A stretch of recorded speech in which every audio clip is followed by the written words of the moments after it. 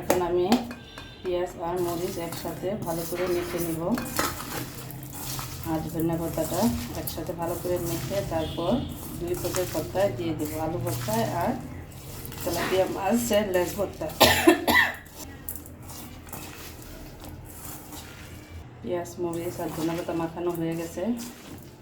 এখন আমি আলু ভর্তাটা করে নিব। আগে আলুটা গালানো হয়ে গেছে, এখন পেঁয়াজ মরিচ দিয়ে দেব, সরিষার তেল দিয়ে দেব। তো আলু ভর্তাটা বানানো হয়ে গেছে।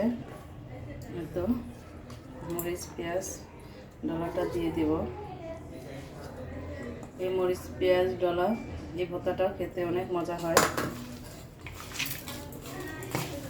এভাবে হাতে মাখিয়ে যে কোনো মাছ ভর্তা বানালে অনেক খেতে মজা হয়।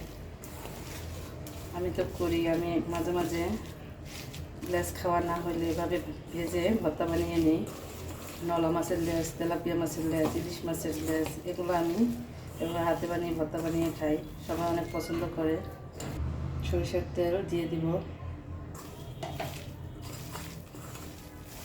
এই তো বানানো হয়ে গেছে তেলাপিয়া মাছের লেজ ভর্তা, আলু ভর্তা, তেলাপিয়া মাছের লেজ ভর্তা, মাছ ভাজা। এটা হচ্ছে খৈলা মাছ ভাজা। গ্রাম থেকে আনা এই মাছটা, গ্রাম থেকে আমার মা পাঠিয়েছে। ভালো থাকবেন সবাই, আল্লাহ হাফেজ।